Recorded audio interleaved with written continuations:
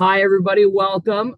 We are here for Check Please a Palooza, and we are here with some amazing people with Girls Who Code. I'm Jacob Reisinger. I'm here to help. I'm one of the charity people. And then we also have these two lovely folks if they want to introduce themselves. Hey, I'm Tyler, helping out with leading Check Please, and also known as Bag of Takeout. This is where you'll see me on the schedule. But yeah, Hi, all. I'm Emily. I am the Director of Partner Development at Girls Who Code, here to talk a little bit about our nonprofit. So excited to be here today. What is Girls Who Code? Like, I know personally from some experience here in my teaching profession, but we want to hear it directly from you. Like, we're excited. Yeah, absolutely. So Girls Who Code, so we're an international nonprofit. We are on a mission to close the gender gap in technology and really change that image of what a programmer looks like and does. So we do that in a number of different ways, but we have free direct service programs from third grade all the way up to college and early career.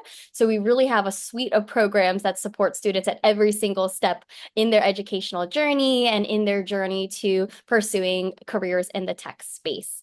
We also do a lot of culture change initiatives to really, once again, change that perception of what a programmer looks like and does. So we work also with different companies directly and different marketing folks directly to really think about how we're kind of changing the culture as well together in society. That's awesome. That's super cool. How did everybody get started at Girls Who Code? Like, where did it come from? Like, I know there was this big push because I saw it when I was going to college. I saw it all through high school, middle school. Everybody I was coding with, all the science people I was going with, and doing all of that. There was only a handful of women in the field to begin with, and so I was definitely curious about this whole time. So, how did it get started? Yeah, that's so true. So we were founded in 2012. And at the time, our CEO and founder, Reshma Saujani, she really was kind of seeing all the different disparities in computer science classrooms when she was running for Congress at the time. And so at the time, she really wanted to see, okay, how can we really address this gap? There's so much possibilities in the tech space. The socioeconomic movement and potential for socioeconomic movement is so high for a lot of our students, with the average salary of a computer scientist being $100,000. So we didn't want our girls and young women and non-binary students to fall behind in that kind of really exciting and emerging field. And so we said, okay, how can we really address this? We also knew too that in like 1995, there were 37% of computer scientists who were women, and they were a big piece of the founding elements of computer Mm-hmm. science and technology. But today, the number is declining and the gender gap had been widening, now down to like 24%. So, we really wanted to change that. So Reshma kind of connected with some different companies as well in the area, had started off a small classroom of 20 girls during a summer program in our flagship summer immersion program. And to this day, it's grown very exponentially Yeah, since. that's You know, awesome. we've scaled quite a bit. Now we've served over 670,000 students to date, all around the world now. We also have about 218,000 of them who are now college age or post-college age, finally in the field itself. Nice. And we've reached about 14.8 billion engagements through our culture change initiative. So definitely a widespread, but it's because there's the hunger in the community. They need this, they want this. And it's a great way to not only help students think about, the technical skills so that way they can access a lot of this opportunity, and give us voices that we want to hear when creating products and programs, but also think about how can they have those and use this to have those skills to build their confidence, be brave, be resilient, all those things that coding comes with. So we're excited to continue that work today. what made you decide to like get involved with Girls Who Code? Like, obviously, the mission is amazing. All this other stuff. Would love to hear about that, like your background and what got you to right here into your role. Yeah, sure. So I had a mentor who said something that I really loved. She said she always wanted to do good work with good people. And I've really tried to follow that and model that in like everything that I've done in my career. And so I started off pretty early in educational equity in different nonprofits to really think about how can I give students the skills that they need to connect it to whatever they're passionate about. Every student has so many different passions. So whatever it might be, to connect it together to help them make a difference in the community. And so, I was really passionate about that all throughout my career. And then I found Girls Who Code, where we do, take these technical skills that are very tangible, especially today, and these kind of passions and different things students care about, environmental issues. Maybe it's like water conservation. Maybe it's, I don't know, education based, whatever it might be that they care about. It's a great way to connect together. So that's what originally drew me to Girls Who Code. And I started off at Girls Who Code actually as on the community partnerships and outreach team. So I worked directly with the schools, the teachers, the school districts, the state departments of education, all the different folks to really make this happen. I love it. I love it absolutely. And so it's been a really great way to stay connected to what I care about, stay connected to what we care about as an organization, and then also be able to do it with people who I genuinely really care about. They're so talented, they're so passionate, and just very kind-hearted, curious people. And I've really loved to be able to do the good work with those good people. I love that quote. Do good work with good people. Like that touched my heart a little. I was like, oh man, that's fantastic. Yeah. I wrote it down. So yeah. It's a good career motivator. I love that a lot. It's a good one, right? Yeah. Right? It's like if you can't do that in your next role, like don't say yes to that job, That's So, right. Yeah. very important. Yeah, I love how you told that story too. You looped it right back to it. Wow. Yeah. It's almost like you've done this before. Yeah. You mentioned like all the different locations you work in, like all this different stuff. Could you tell us like a little bit more about like the kind of 3 core programs? So we like checked out your website, looking into like clubs and then college and career prep and like summer programs and stuff like that. Just like a little bit more about those programs and like what they consist of. Sure, yeah, definitely. So, as you mentioned, so there's those variety of different programs that we offer, and all of that goes from third grade to early career. And so we kind of start off in thinking about how can we spark computer science interest early in students. And so that starts with our clubs program. Now, the clubs program is specifically from third grade all the way up until 12th grade. And it's a really exciting way for students of all skill levels, beginner all the way up to advanced. Even students of all genders are welcome in that particular girl supportive environment so that they can all learn how to use these technical skills, how to be brave and resilient and be, allies in that space as they're learning about different role models and representation of female and non-binary technologists in the different spaces. So through the program, we essentially give everything for free. All of our programs are all free, which is the best price. And so for all of our clubs, we give like educators, librarians, anyone 18 and older, like free curriculum, all the resources, everything they need to start our Girls Who Code club in their community. And now we have clubs all over the entire country in every single corner. So it's been really exciting to see that. Every club looks a little different and they can learn so many different things. We even give not only the free curriculum and all of that, but we also give a clubs fund where even, teachers can get school supplies and snacks and different things to build their sense of community and really, foster a sense of kind of sisterhood within that club experience.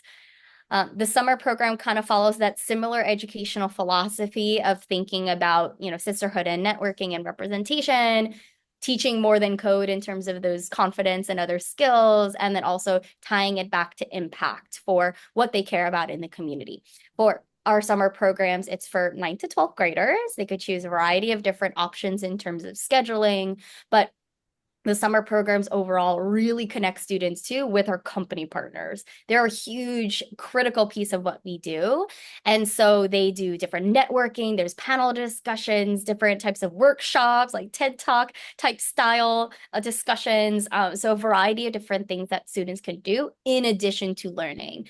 The different topics they could go into game design, they could go into cybersecurity or data science and AI or anything that they really care about. So it's a great way for them to get skills and learning from our Girls Who Code teaching teams, get access to our company partners and get a kind of inside look into what the industry is like, and then be able to make those connections. So when they do go to college or career or whatever their path might be afterwards, that they're fully set up for success and can tap into their kind of lifelong alumni network for whatever they might need to do for their careers. But not only that, they can definitely also access our college and career program. So for those two, honestly, it's a very widespread and there's new innovations happening every single time because now our students are finally getting towards that age, right? So we're creating different things as they're getting older. So that's a mix of, we have college loops, which are different kind of programs on different college campuses to form networking and community.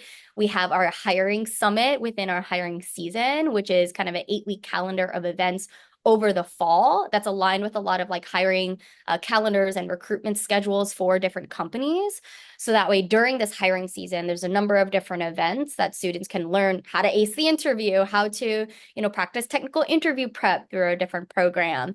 They could join the hiring summit, which is like a virtual event where they get connected with the hiring managers directly at companies, do like quick chats or interviews on the spot, share all of their resumes. One of our company partners hired like 17 students within like 2 weeks of the conference. So every single year, there's a lot of really great connections when it's sometimes pretty difficult in a job market, especially for some of our early career folks who just want to get their name in the door with their experience. And then we also do have different kind of webinars, talks, meetups, a number of other different things for that college and career side as we're continuing to grow, like our Girls Who Code Labs program, which is kind of our emerging tech and AI program to kind of dive in, get practical work experience, kind of learn what it's like in that industry as well. So lots happening, all to say, and more to come because we're in the process of our strategic plan, which is going to outline the next 5 years for our vision for the organization. So there's more happening, more streamlining, more kind of new aspects of our program. So I'm definitely excited. We're definitely excited. There's a lot in store for the next 5 years. So definitely encourage folks to stay in the community and tap into everything that we can offer for free. Yeah, that's amazing. Yeah, that's fantastic. I see it on my end with the middle school students in our club and our code and seeing how wonderful your programs are and how amazing that curriculum is. Like we love your curriculum here. And so now to see that you have all the steps in place to continue and take them all the way up and get their foot in the door at a job is amazing. Yeah. That's amazing to hear that they're being supported every step of the way through your program.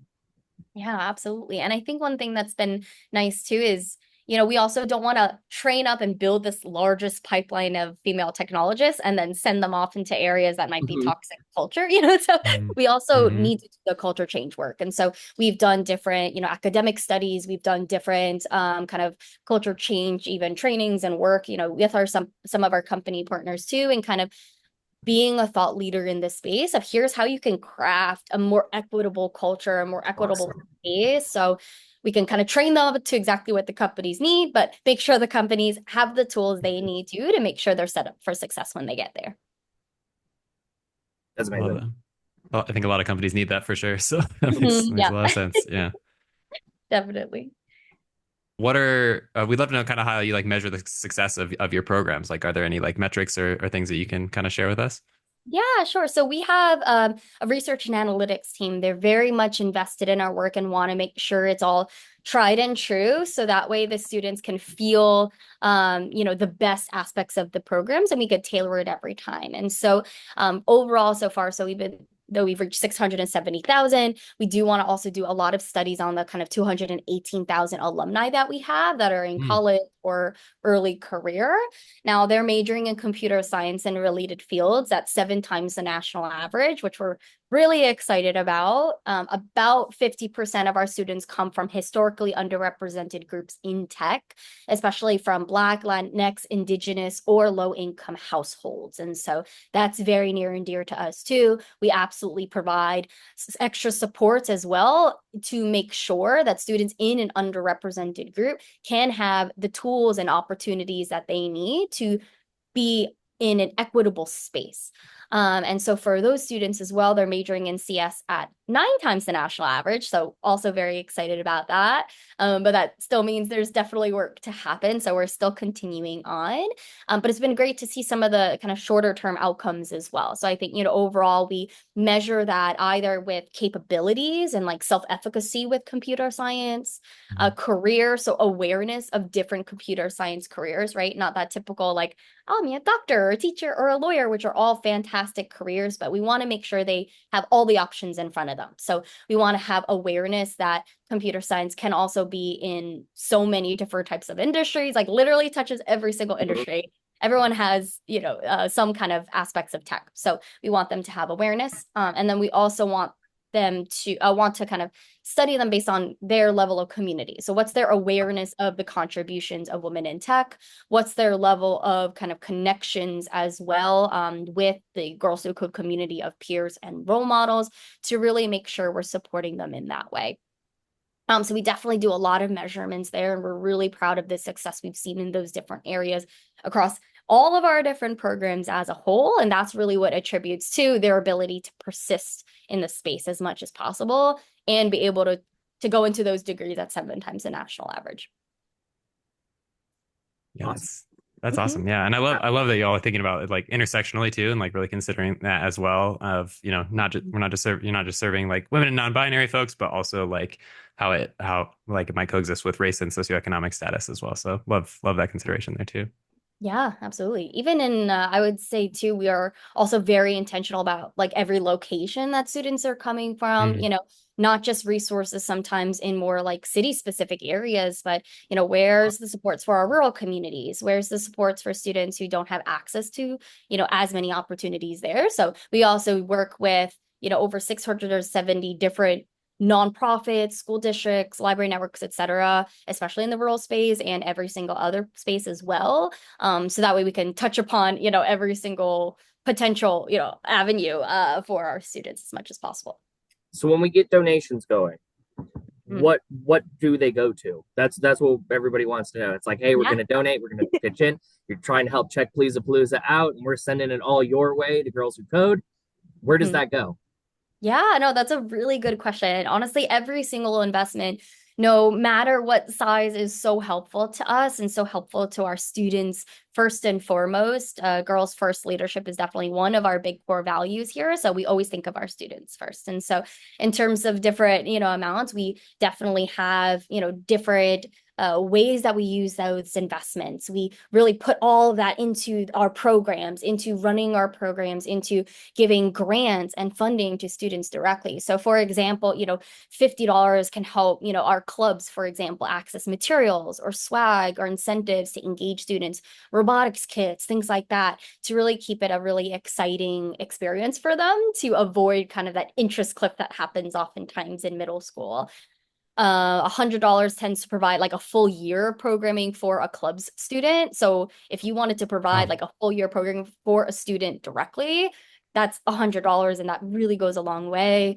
$500 helps provide technology, which is critical for program success. For example, in our summer program, we know sometimes digital access can be a challenge. And so not only is the program free, but we've given, like a $300 grant to students to just have if they normally would have had to work during that time over the summer. We've even mailed them a laptop and hotspot to their house so they could participate virtually in the program. So that $500 helps to provide that technology and like laptop and hotspot access for program success so they could actively participate. Because oftentimes they lose their computer, once the academic year is done, if they're borrowing the computer from the school.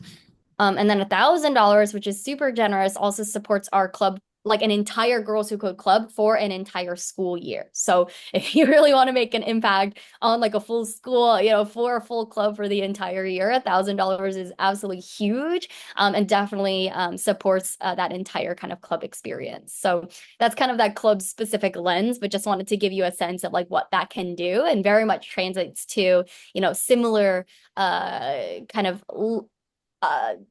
types of impact that we could see in our college program, in our summer programs. All of these things go a really long way. That's amazing. It's cool to see that like tangible impact too. And hopefully that's something that we can accomplish during the event. Everybody who's watching this.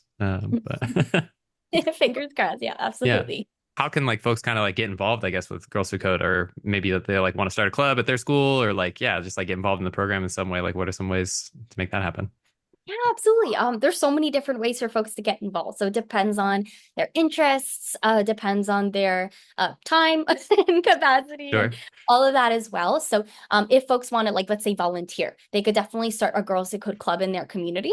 If there's 18 and older, they can start one and access everything already, as long as they have a nonprofit that they're working with, or a school or a library to host the actual club and have the students there. And then if they're under 18, like let's say that there's students who want to start a club at their school, they just have to find a teacher or someone who's at the school to get started with them, to fill out the application, and then they get everything for free and they can start a Girls Who Code club. Let's say that folks want to become a teaching assistant for us over the summer or become, a Girls Who Code teacher over the summer, they could definitely apply and join us as well. And then if folks want to donate as well, that once again makes a huge impact. We definitely do that all throughout the year. And then if folks do come from, let's say, they work for a company, who maybe might be interested in donating to us, we've definitely worked and had partnerships with companies as well, where we definitely set up like employee engagements with them. We have different opportunities for companies to get involved, and they really support us too to provide exposure and representation for a lot of our students.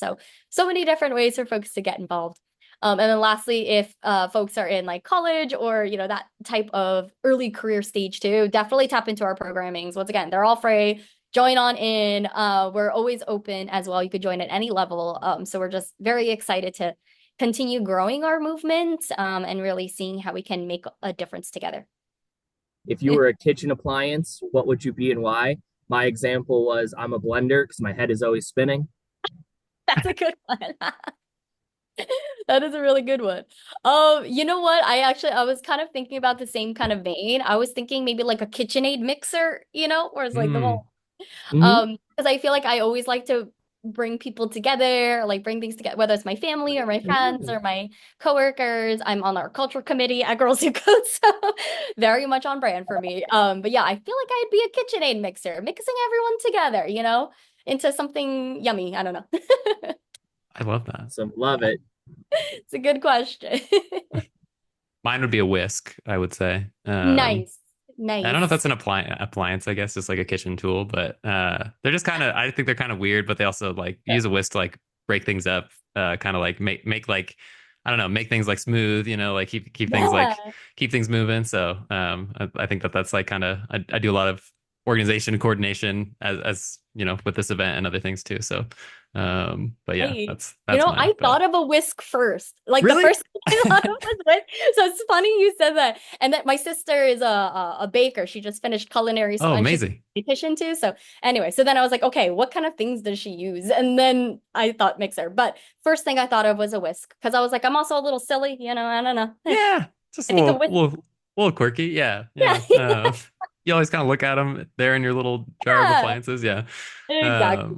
Thank you for answering that really fun question as well, Of and all of these questions too. And to those of you watching, hopefully this has inspired you to maybe get involved or even just donate to some of these really cool programs that Girls Who Code has going. And yeah, be sure to send in your donations throughout the event, and we hope to see you around. But thanks a lot, everybody. Thanks all.